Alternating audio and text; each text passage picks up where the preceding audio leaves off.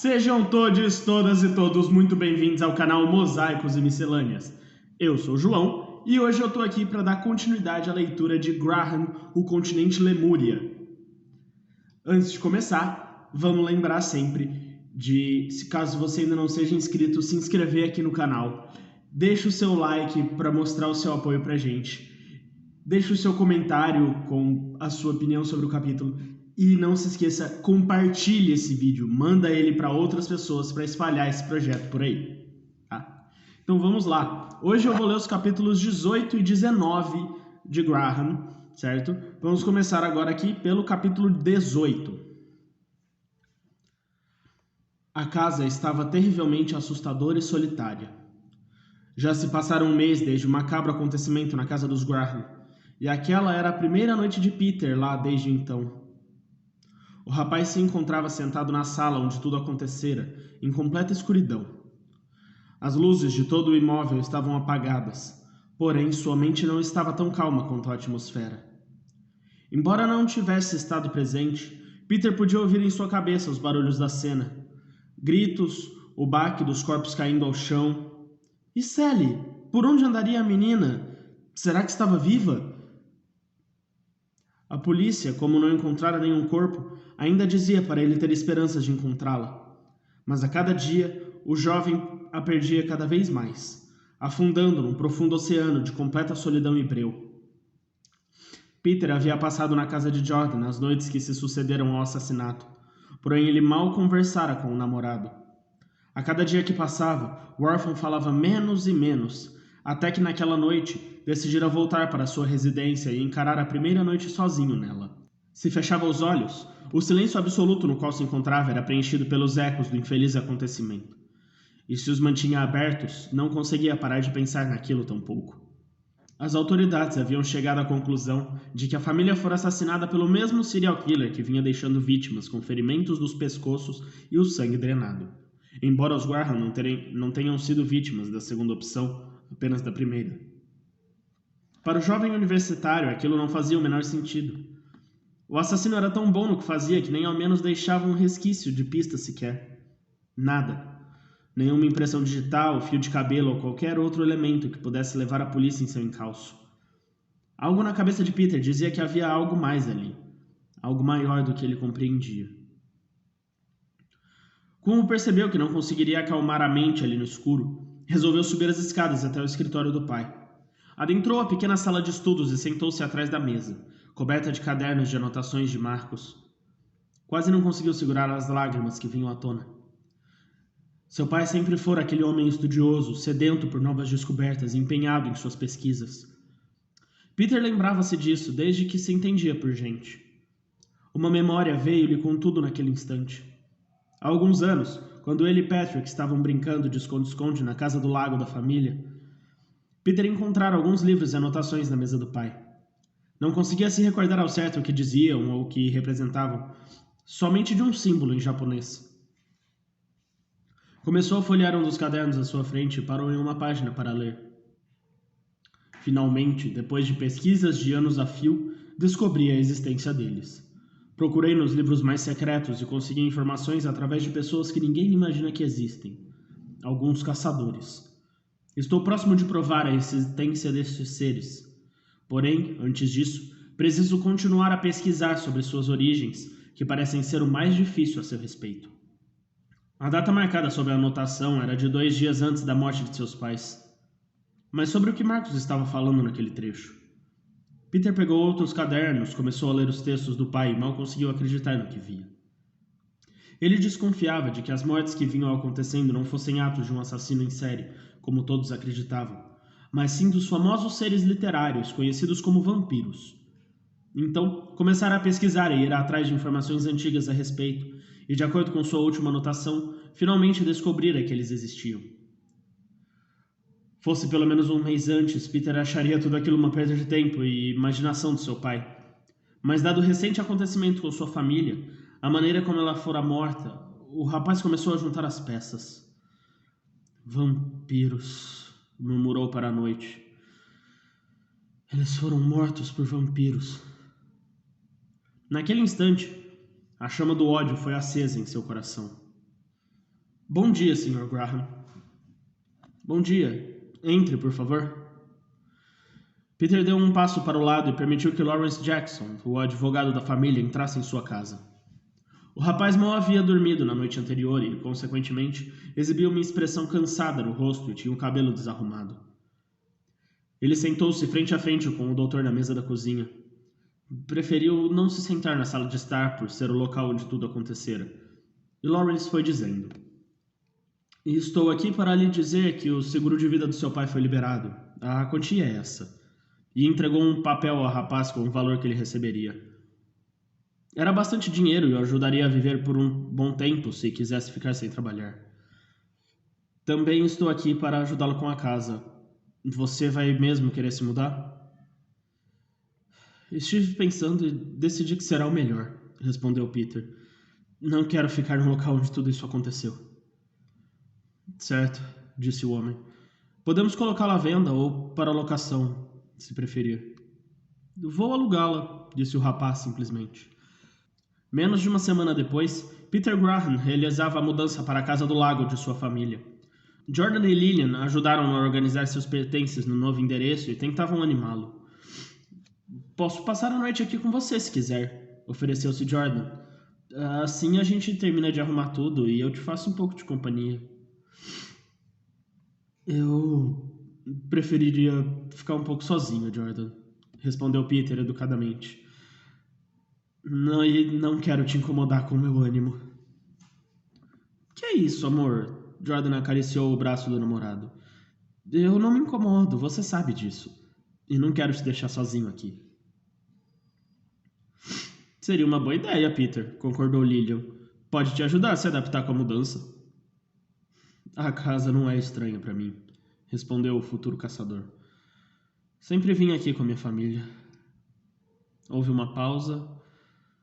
Sério, eu prefiro ficar sozinho por enquanto. Assim eu me distraio colocando as coisas em ordem. Um pouco relutantes, mas compreensivos, Jordan e Lillian concordaram. Os dias foram se passando lentamente e Peter continuou dedicando seu tempo às anotações de seu pai. Não desempacotara toda a mudança ainda, pois não fizera outra coisa senão mergulhar nas descobertas de Marcos. As informações encontradas eram as de como os vampiros podiam passar facilmente despercebidos entre humanos. As únicas coisas que os diferenciavam eram a palidez e a temperatura gelada de seus corpos, que, por sinal, segundo alguns livros estudados por Graham, nada mais eram do que isso: corpos. Eram corpos mortos tomados por demônios que se alimentavam da vida de outros. Além disso, havia algumas das características clássicas dos seres da noite. Eles não podiam ser expostos à luz solar sem queimarem, não podiam entrar em casa alguma sem o convite de algum morador vivo, possuíam as famosas presas dos dentes caninos alongados e podiam ser mortos por decapitação, exposição ao sol ou com uma estaca, madeira ou armas especiais, que somente alguns caçadores sabiam de onde vinham, perfurando o coração. Durante o tempo no qual Peter somente lera, Jordan tentara a todo custo fazer companhia a ele. Ligava pelo menos 3 vezes ao dia e se oferecia para uma visita, mas o namorado dizia ainda não estar pronto para isso. Depois de quase 2 semanas sem nenhuma mudança ou sinal de que algo mudaria, Jordan apareceu de surpresa à porta da casa do lago uma noite. Trouxe uma pizza e eu não vou embora se o senhor não a comeu comigo, disse ele depois que Peter abriu a porta. Sem ter alternativa, o rapaz sorriu e aceitou. Os dois acabaram comendo juntos na sala, ao lado da lareira e sentados no sofá onde haviam se amado pela primeira vez. O que são todos esses cadernos? Perguntou Jordan ao ver as pesquisas de Marcos jogadas pelo chão e sobre a mesinha de centro. São coisas do meu pai, respondeu Peter, tentando não dar muita importância aos objetos em seu tom de voz. Ainda não terminei de arrumar tudo. Jordan assentiu, colocando a mão no joelho do namorado antes de perguntar. Como você está? Estou bem. Bem mesmo? Você tem andado distante, a gente tem se falado pouco, e você não tem saído de casa. A Lilian contou que você não tem ido às aulas. Ela queria vir comigo hoje, mas eu achei melhor vir sozinho, para que a gente pudesse conversar. Eu tô bem, Jordan. Só tô tentando colocar a cabeça no lugar. E você sabe que pode contar comigo para isso. Eu sou seu namorado. Você pode conversar comigo. Eu tô aqui porque daí vier. Peter olhou nos olhos, o azul encarando o castanho. Amavelmente tocou a face de Jordan e beijou-lhe demoradamente. Como ele amava o namorado. Tocá-lo, beijá-lo, estar em sua companhia. Amava seu corpo, seu jeito de ser, sua compreensão e calma. Tudo. Por esse motivo, entregou-se uma última vez a amarem-se da maneira mais pura que se pode amar. Embora tivesse passado uma última noite com Jordan, Peter continuou a se isolar. Conversara brevemente com Lillian ao telefone no dia seguinte, mas depois continuou a absorver tudo o que seu pai aprendera sobre vampiros. A cada coisa que lia, sentia mais e mais ódio daquelas criaturas malignas que perambulavam durante a noite. Ao pensar que uma delas destruíra sua vida e sua família, tinha vontade de esmagá-las, destruí-las, decapitá-las com as próprias mãos. Tal pensamento trouxe-lhe certo alívio, e, por um momento que fosse, afastou a memória dos gritos e do sofrimento de seus pais e irmão na hora em que haviam sido assassinados de sua cabeça.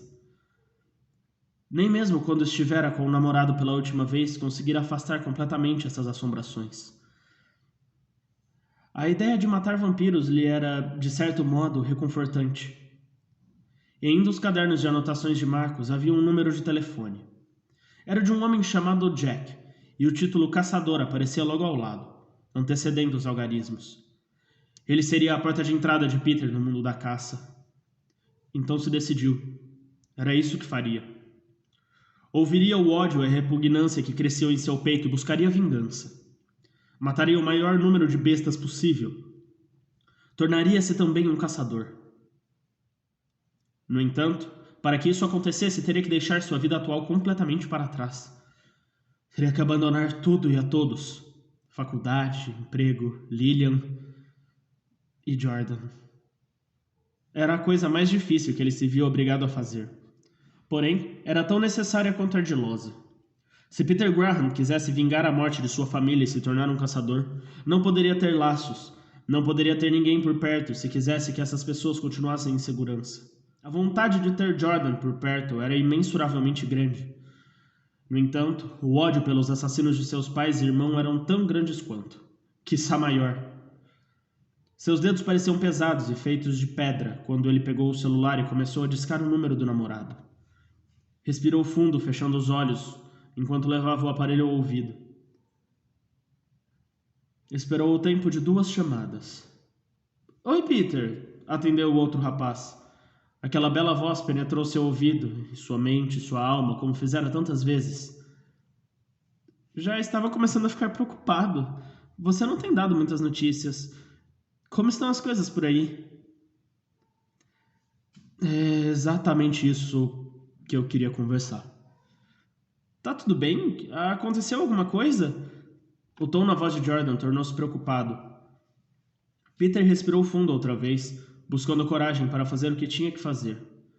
Deus, como era difícil! Mas ele precisava se desligar da vida que tinha. Sentia que precisava disso. Jordan, eu não queria ter que te dizer isso por telefone. Soltou por fim depois de alguns instantes. Dizer o quê? Olha, eu andei pensando, começou Peter, e com tudo que aconteceu comigo ultimamente, sabe, minha família, a mudança, é um peso enorme pra mim. Eu estou passando por uma situação muito difícil e as palavras pareciam arrastar-se em sua língua para conseguirem sair. Eu pensei bem e eu acho que eu devia ficar sozinho por um tempo. A frase saiu de supetão, como se ele tivesse cuspido. Após dizê-la, abaixou a cabeça, apoiando a testa em uma das mãos. O outro lado da linha estava em completo e absoluto silêncio. A respiração de Jordan saiu do aparelho antes que ele dissesse. Calma, amor. Eu sei que é inimaginável a situação nesse momento. Eu entendo como deve ser difícil. Mas você não precisa ficar sozinho. Eu tô aqui, lembra? Eu tô aqui pra você. Eu te amo e eu quero te ajudar. Não importa o que aconteça, eu tô aqui por você. O tom do rapaz só dificultava ainda mais. Sua voz estava trêmula, com medo, mas ao mesmo tempo tentava passar por certa tranquilidade e conforto. Porém, Peter não precisava de conforto nem de tranquilidade. Só queria que aquele momento difícil terminasse de uma vez. Sua vida não teria sentido se ele continuasse como estava, se buscasse consolo com Jordan e Lillian, se continuasse lamentando a tragédia que o atingira. E mesmo depois que o tempo passasse e tudo esfriasse, o que aconteceria? Continuaria fingindo que nada acontecera. Voltaria ao trabalho, às aulas e tentaria viver uma vida normal, sabendo do que existia lá fora. Sabendo que poderia estar à sua espreita durante a noite, ou do que poderia estar por aí matando sem piedade alguma pessoa, sem motivo algum. A resposta era não. Sua vida não seria mais a mesma. Nunca mais. Poderia tentar vivê-la normalmente, mas não duraria muito. A descoberta de seu pai sempre voltaria para assombrá-lo, e nunca o permitiria dormir em paz. Não mais. Ele não queria levar ninguém consigo na escuridão em que mergulhava. Jordan, por favor, continuou. Será o melhor para nós dois. Não quero que você seja afetado por isso. Peter, Jordan, não. Sua voz soou um pouco mais firme. Preciso ficar sozinho. Eu tô indo aí. Jordan? Jordan. Mas ele já havia desligado o telefone. O som dos pneus rolando pelo asfalto foi ouvido não muito tempo depois. Em seguida, o do motor sendo desligado e o da porta do veículo batendo ao ser fechada. Passos correndo na direção da casa, os nós dos dedos batendo nervosamente na porta de madeira da sala, onde Peter estava sentado no escuro. Os cadernos de Marcos ainda estavam espalhados pelo cômodo. A única fonte de iluminação era o fogo alaranjado da lareira. Peter! Mais 2 batidas. Ele levantou-se do sofá e aproximou-se da porta sem abri-la. Jordan, por favor, não torne tudo mais difícil do que já é. Peter, você não está pensando direito. Eu posso e quero te ajudar, eu quero ficar com você. Não houve resposta. O único som era o das respirações dos rapazes e do barulho do vento noturno agitando as águas do lago não muito longe de casa. Peter, abre a porta. O dono da casa lentamente abriu e ficou parado do lado de dentro, olhando o jovem do lado de fora. Observou seu cabelo castanho, seus olhos da mesma cor que exibiam uma expressão preocupada. Ficaram ali, encarando-se por alguns segundos, sem dizer nada. Não faça isso, pediu Jordan. Peter parecia estar num conflito interno. As sobrancelhas sobre os olhos azuis franziam-se e seus lábios estavam comprimidos um contra o outro, como se tivesse sentido algum tipo de dor. Não é o que você quer. Eu sei que não. Jordan. Peter disse com a voz séria e dando um passo à frente, bloqueando a passagem. Ele sentiu uma forte vontade de tocar o rosto do namorado e abraçá-lo, mas lutou contra seu desejo e manteve-se firme. Eu preciso ficar sozinho. Nós dois não podemos ficar juntos. Não mais. O que aconteceu com você? Seu olhar está mudando, como se fosse outra pessoa. Os olhos castanhos encheram-se de lágrimas. Lágrimas que lutaram para ficar ali, mas que no fim perderam a batalha e começaram a escolher pelo belo rosto do homem. Peter! Sua voz era fraca e suplicante. O futuro caçador fez algo que, mesmo anos depois, ainda diria que foi necessária muita força para fazê-lo. Foi necessário mais força e muito mais difícil do que matar qualquer vampiro. Peter Graham deu um passo para trás e trancou a porta. Jordan Mitchell desmoronou nesse momento. Recostou-se à madeira à sua frente para não cair ao chão. As lágrimas vieram numa enxurrada e um desespero avassalador tomou conta de si. Seus pulsos, quase sem força, foram à porta e bateram diversas vezes entre os seus pedidos. Peter, por favor, não faz isso. Eu preciso de você. Por favor. Peter, do lado de dentro, apoiou as costas sobre a porta e descansou a cabeça na madeira. Fechou os olhos, engolindo saliva, mas foi como se algo muito maior e áspero passasse por sua garganta. Seu peito também doía, assim como todo o resto do corpo. Sentia a palpitação em sua têmpora e a jugular pulsando no pescoço.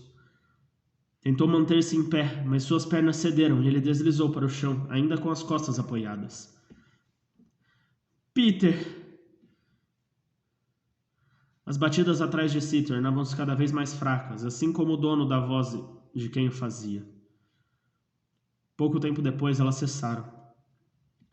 Passos lentos e arrastados afastaram-se da casa.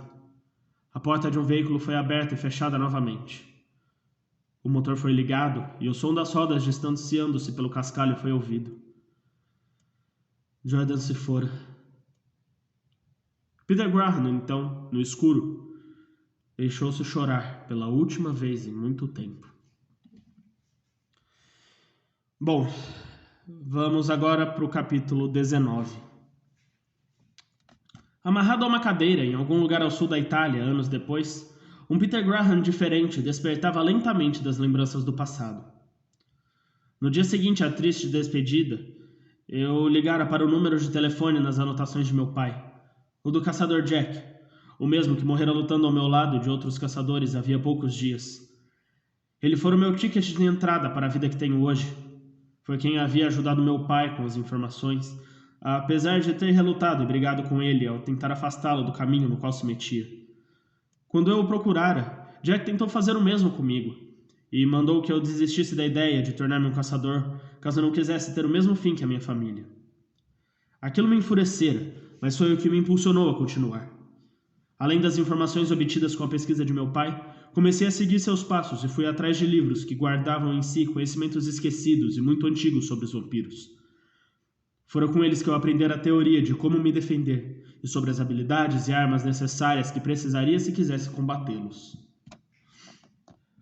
Depois disso, voltei a Jack contando-lhe tudo o que fizera, os caminhos por onde andara em busca de informações e explicara-lhe tudo o que tinha aprendido, minha vontade de caçá-los e meu ódio por eles. O caçador ancião, então, devia ter visto em mim algo que ele próprio possuía, pois atendeu ao meu desejo e me ajudou com os primeiros passos, explicando como conseguiria armas necessárias e ensinando-me a colocar toda a teoria que lera na prática. No entanto, até William me falar, eu nunca havia cruzado com um rumor sequer sobre lobisomens. Meu pai devia ter descoberto algo, porém, se havia feito anotações sobre isso, a informação devia ter se perdido em algum momento. Mesmo assim, lá estava eu, preso no quarto da torre do chefe de uma matilha de homens-lobo. Do homem que devia matar se quisesse recuperar Sally e curá-la do que os vampiros haviam feito com ela. Portanto, precisava pensar em como me soltaria dali e como poria um fim na vida daquele que me prendera. Mas era hesitação o que eu sentia? Ou era apenas minha humanidade despontando depois de muito tempo? Tempo no qual havia vivido mergulhado num ódio profundo e somente com um objetivo em mente. Que era caçar e caçar e caçar e caçar cada vez mais até livrar a terra das aberrações que eram sugadores de sangue. Eles não podiam ser muito diferentes, podiam? Eram dois tipos de monstros que matavam sem piedade. Mas por que então John, pouco tempo antes de me prender, impediu que os outros me matassem, e Thomas, dizendo que eles não eram como os vampiros, que não matavam já há muito tempo? Mas havia minha irmã novamente. Eu não podia desperdiçar a chance de recuperá-la. Realmente, pensar estava me deixando maluco. Olhando pela janela, vi que o dia gradualmente dava lugar à noite. O azul claro e a luz do sol enfraqueciam-se cada vez mais, atingindo uma coloração mais escura. "O que vamos fazer agora?" perguntou Thomas na cadeira ao lado. "Eles levaram nossas armas." "Não sei", respondi. "Eu realmente não sei." Podemos derrubar as cadeiras e quebrá-las. Assim ficamos livres, sugeriu o asiático. Mas então, quando eles voltarem, não temos com o que nos defender. Eles são mais fortes do que nós. Lembrei-me do físico do John, do corpo forte, e tentei afastar o pensamento da minha mente. Nós podemos. Thomas ficou em silêncio quando ouvimos as correntes sendo soltas no andar de baixo e as portas sendo abertas. Depois, alguém começou a subir a escada em direção ao quarto. John surgiu em meu campo de visão, vestindo uma camiseta regata e shorts, mas com os pés descalços. Seu ombro, que fora atingido pela bala, estava completamente curado e limpo, como se nunca tivesse levado um tiro ali. Ele caminhou pelo cômodo em direção à cama e sentou-se nela, indiferente à nossa presença, como se não estivéssemos ali. Soltou o ar de seus pulmões e então, finalmente, levantou os olhos até mim e Thomas. O que eu faço com vocês dois? Perguntou. Solta a gente, disse Thomas. Por que tentaram me matar? Vocês são praticamente a mesma coisa que os sanguessugas, exclamou Thomas. Merecem ser esmagados do mesmo jeito. John não disse nada, apenas ficou me encarando. Eu tinha um olhar fixo no chão um pouco à frente.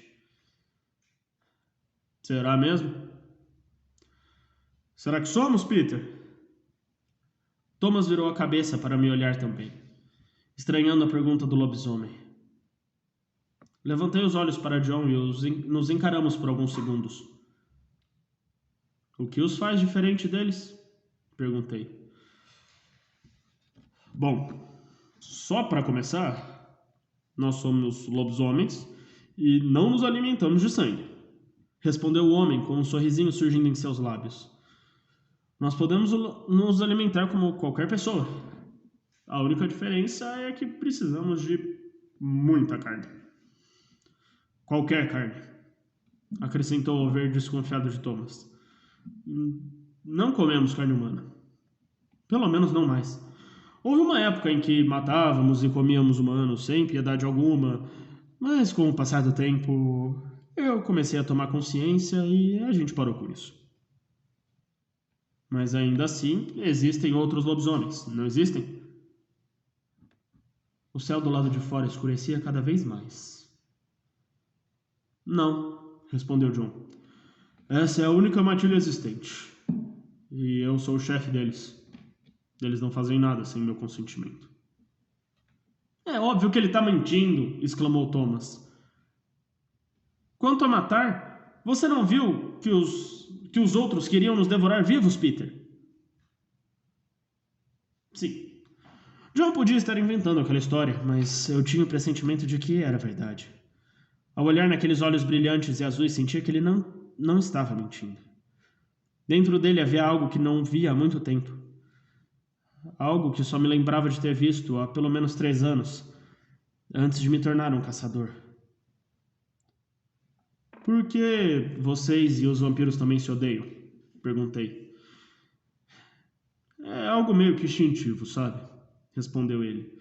É como cão e gato. Eles não têm motivo para nos odiarem, mas ainda assim... Agora eu já falei muito sobre nós. Sua vez de responder. Por que querem nos matar? Antes de responder, levei um instante, no qual ponderei se realmente devia contar a verdade. Um vampiro tem algo que me interessa. Se eu viesse aqui e te matasse, ele me devolvia. E você confiou em um vampiro? Indagou John. Como sabe que ele não está apenas te usando para fazer algo que seria arriscado para ele mesmo? Eu não tive muita escolha. Como ele nos encontrou? Quis saber John. Nós gostamos de nos isolar do resto do mundo, para cumprirmos a minha decisão de não matar humanos. E por que precisariam se isolar para isso? Perguntou Thomas. Não me levem a mal, respondeu John. Mas quando nos transformamos involuntariamente na lua cheia, não temos juízo de nada. O animal controla nossa mente e é maior do que nossa parte humana. A única coisa que queremos é matar, estraçalhar, comer carne. Quando voltamos ao normal, só temos flashes do que aconteceu enquanto estivemos transformados. Foi por isso por depois de voltarmos ao normal, após uma transformação, encontrarmos apenas corpos, ou pedaços deles, sangue, morte e destruição, que resolvi nos isolar e jurei a mim mesmo que um lobisomem nunca mais mataria um inocente. Seus olhos estavam distantes, mergulhados na lembrança do passado enquanto falava. Hoje a lua será cheia, continuou o homem, colocando-se de pé e olhando para o céu do lado de fora. A noite estava quase completa agora. Peter e... Ele fez uma pausa ao olhar para o meu colega caçador por não saber o nome dele. Não tinham sido apresentados. Thomas, eu disse ao ver que o rapaz não ia responder. Peter e Thomas. É o seguinte, vocês serão soltos e não tentarão me matar outra vez. Vão voltar de onde vieram e mentir para esse vampiro. Digam que me mataram depois de muita briga e resistência. Levem isso com vocês. Ele tirou a camiseta, exibindo o peitoral e a barriga bem definidos, e a jogou no meu colo. Senti um pequeno calor subir-me pelo rosto e rezei para que ninguém nunca tivesse notado o meu desconcerto. Nunca vão pensar que você conseguiu a camiseta de um lobisomem porque ele te deu. Você a pegou de mim depois que me matou para levar como prova. Ele sentirá meu cheiro nela. É isso? Vai nos deixar ir embora assim fácil? Perguntou Thomas. Vou, mas não agora. Ele começou a falar rápido e observou o céu novamente. Parecia bem preocupado. Hoje é lua cheia. Logo mais nenhum de nós terá controle sobre a nossa transformação e vamos virar lobisomens. É melhor que vocês estejam fora do nosso alcance, ou não vão sobreviver. Então nos deixe agora, pediu Thomas. Não dá tempo, respondeu John, parecendo mais nervoso a cada segundo. Nós nos transformaremos antes mesmo que vocês atinjam uma distância segura. Quando o dia amanhecer, voltarei para soltá-los e devolver suas armas. Mas, enquanto isso, não tentem escapar. Não importa o que houver. Fiquem aqui dentro. Entenderam? Um pouco assustado, assenti com a cabeça e Thomas fez o mesmo. Eu volto, disse John mais uma vez. Em seguida, disparou a escada abaixo e nos trancou novamente. Não demorou muito para começássemos a ouvir uma agitação de pessoas que corriam e gritavam umas com as outras do lado de fora, lá embaixo. Arrisquei um olhar pela janela para perceber que o céu estava completamente negro agora, e a lua, um disco enorme e brilhante, revelando-se por detrás das nuvens tímidas. No momento seguinte, um som de gelar o sangue, de arrepiar os pelos da minha nuca, subiu pela torre até o quarto onde estávamos amarrados. Uivos, muitos deles, como de lobos assustados, uivos longos e terrivelmente medonhos. Olha, eu não sei você, mas eu não vou ficar aqui ouvindo tudo isso amarrado. Thomas começou a mover-se, jogando o corpo para trás, enquanto com os pés empurrava a cadeira na direção do chão. O móvel despedaçou-se e o caçador fez esforço para colocar-se de pé. Enquanto ele pulava pelo quarto em busca de algo que pudesse cortar as amarras que nos prendiam, fiz o mesmo e me joguei ao chão, quebrando minha cadeira. Aqui, disse ele, aproximando-se da escrivaninha acima da qual havia um espelho com uma moldura de madeira. Com um golpe das mãos atadas, Thomas derrubou o objeto e o barulho de vidro espatifando-se no chão misturou-se com os dos uivos do lado de fora. O rapaz sentou-se, levantou a madeira do espelho e pegou um caco de tamanho médio, sorrindo para mim. Começou a esfregar a parte cortante contra a corda que amarrava seu braço. Com certa dificuldade, sentei-me perto dele e comecei a fazer o mesmo, lutando para cortar as grossas amarras em meus pulsos. Uma ou duas vezes o vidro causou pequenos cortes em minhas mãos, mas ignorei-os e o sangue que brotou deles, e continuei o trabalho, ouvindo os uivos lá de baixo transformando-se em rugidos e grunhidos assustadores, juntamente com um som, como de animais enormes locomovendo-se em grande velocidade. Quando finalmente livramos nossas mãos, desamarramos nossos pés e o mais rápido possível colocamos-nos de pé. Corri até uma das janelas e observei o lado de fora. A lua estava novamente coberta pelas nuvens e não pude ver muita coisa. Apenas as sombras escuras das outras construções e ruínas e vultos negros enormes correndo velozmente de um lado para o outro da clareira ou entrando e saindo por entre as árvores ao redor. Havia muitos lobisomens, e eles não eram pequenos ou fracos. Nesse instante, um estardalhaço de algo batendo contra a madeira subiu pela escada vindo do andar de baixo. Aquilo me fez afastar-me da janela e ver Thomas preocupado, pegando um pedaço de vidro novamente do chão. É a única coisa que temos para nos defender, disse ele como se desculpando. Acho que tem algo lá embaixo. Também segurando um dos cacos de tamanho maior, comecei a descer a escada em frente ao outro caçador, que me seguiu cautelosamente. À medida que mergulhávamos na escuridão descendo pelos degraus, ouvimos mais uma vez o barulho, que parecia vir de um canto oposto ao das portas fechadas à corrente. Chegamos ao térreo, porém só houve o silêncio, exceto pelos ruídos das patas enormes dos lobisomens correndo do lado de fora e de alguns uivos longínquos. Cuidadosamente, aprofundamo-nos mais e mais na escuridão em direção à origem do estardalhaço. Uma pilha de pedaços de madeira e outras tralhas. A 2 passos dela, algo emergiu por detrás, causando um farfalhar no vento que espalhou poeira e nos fez pular, assustados. Ao me recuperar, percebi um pássaro voando desesperado de um lado para o outro, tentando escapar. O pequeno animal rodeou pelo ar, procurando algum lugar para ir, até que encontrou a abertura de uma janela e disparou por ela. No entanto, antes que a ave atingisse a altura e sumisse pelo céu noturno, houve um estampido abafado, e eu consegui ver um forte braço peludo e grosso agarrando-a em pleno ar para derrubá-la no chão. Sem hesitar, puxei Thomas e me joguei para o chão com ele numa tentativa de nos escondermos. A criatura estava a poucos metros de nós. A única coisa que nos separava era uma parede de pedra com uma janela e um pedaço de chão gramado enquanto ele devorava o pássaro. No escuro, encontrei o olhar assustado do outro rapaz e levei meu dedo indicador aos lábios, advertindo-o a ficar em silêncio. Ele balançou a cabeça afirmativamente, porém nesse instante outro estardalhaço veio da pilha de tralhas ao nosso lado, quando mais uma ave levantou o voo e atravessou a abertura sobre nossas cabeças.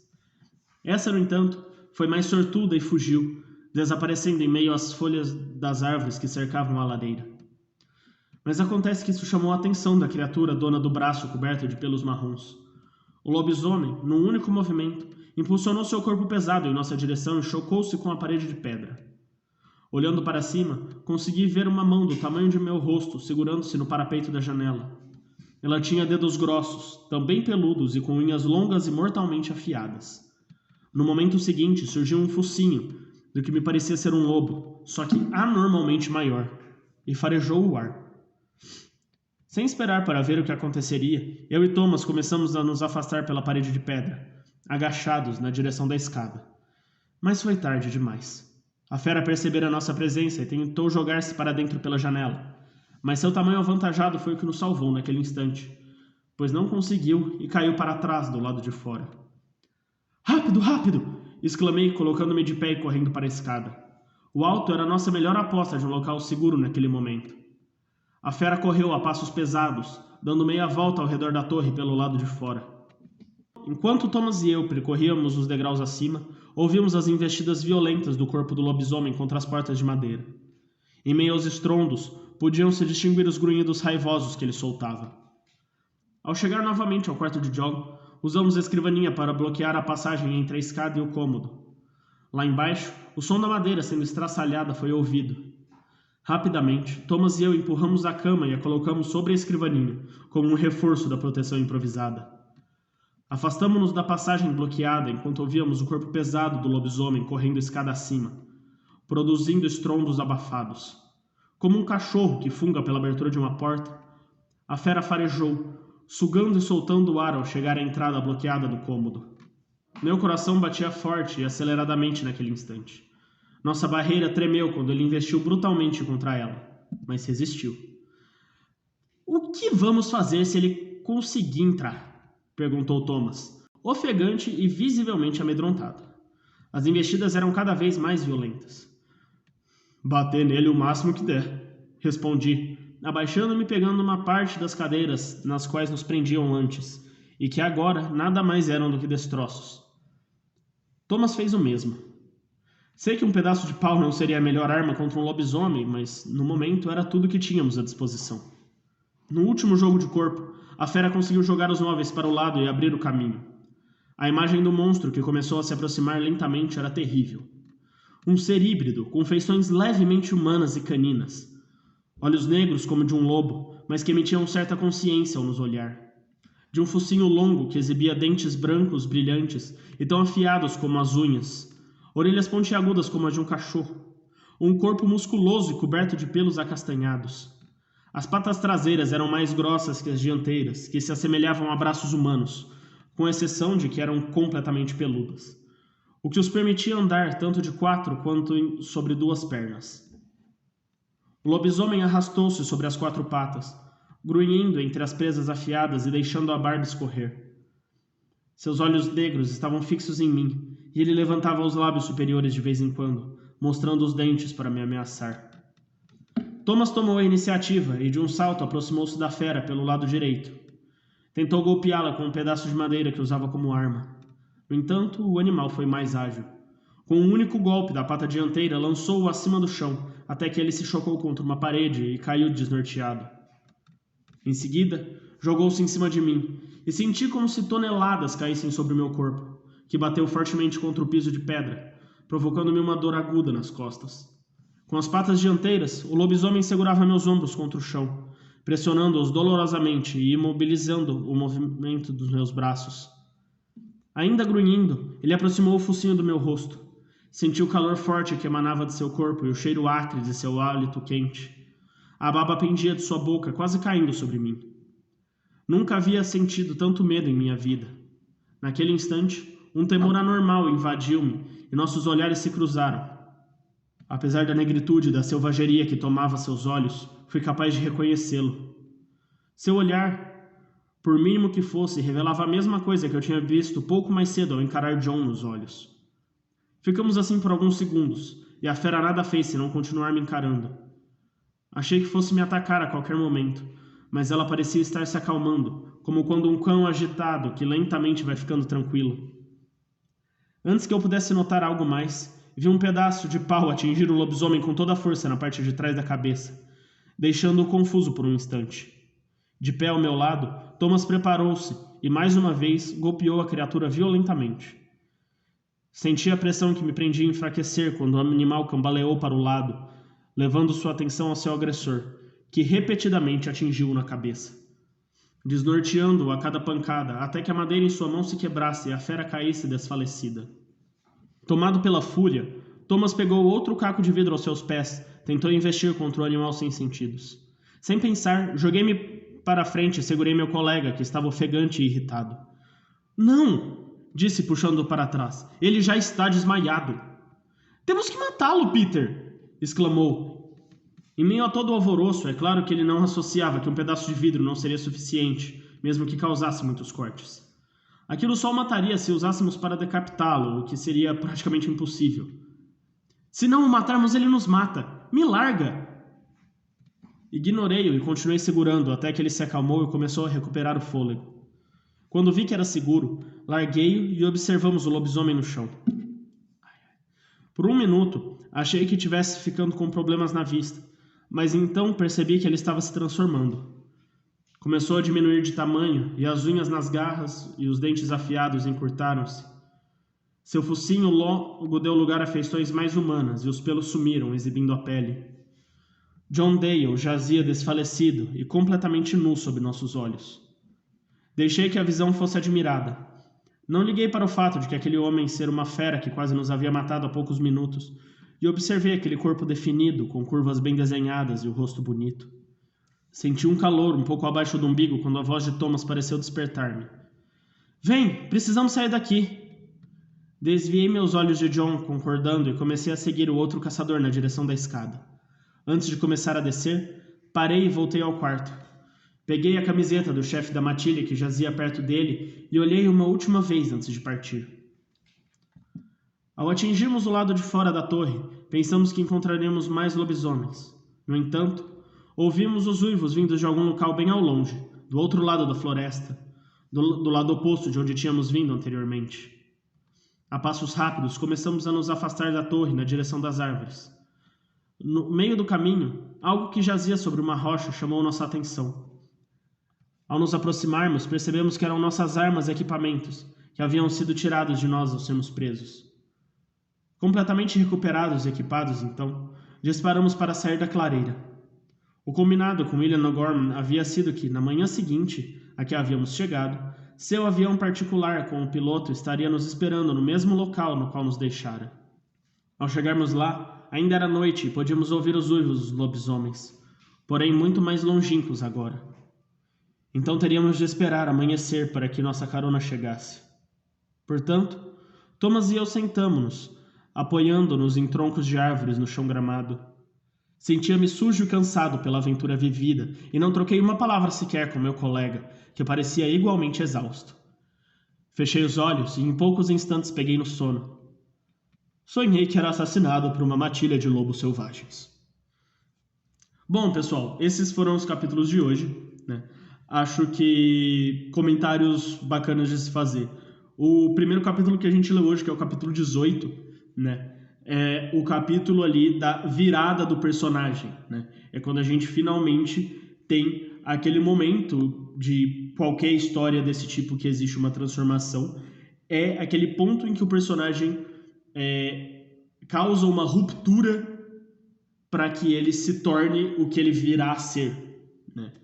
Que ali no caso foi ele finalmente sair da casa onde os pais dele foram mortos, foi ele ter aquela cena toda dele com o término, né? O término dele com o Jordan, que é uma cena super tensa, né? Super desagradável, mas que era necessária, que é esse ponto de virada para que o Peter venha a se tornar um caçador, para que o Peter se torne quem ele vai ser no futuro, quem ele tem que se tornar para conseguir cumprir com o seu destino. E aí agora no capítulo 19, né, que foi o último que nós lemos agora, nós temos já aí o retorno para o tempo atual do Peter, né, e ele ali descobrindo uma coisa que ele não conhecia, que é ele tomando consciência realmente de lobisomens e dessa parte a mais do mundo que por muitos anos ele não sabia que existiam, né, que ele só sabia da existência dos vampiros, e ali ele realmente ficou frente a frente, ele conversou com o John, né, ele teve essa interação e realmente inseriu de vez os lobisomens dentro da mitologia trabalhada ali dentro dessa construção de mundo. Esse vídeo vai ficando por aqui, muito obrigado você que assistiu ele inteiro. Lembre sempre de se inscrever, deixar o seu like e de compartilhar esse vídeo para outras pessoas.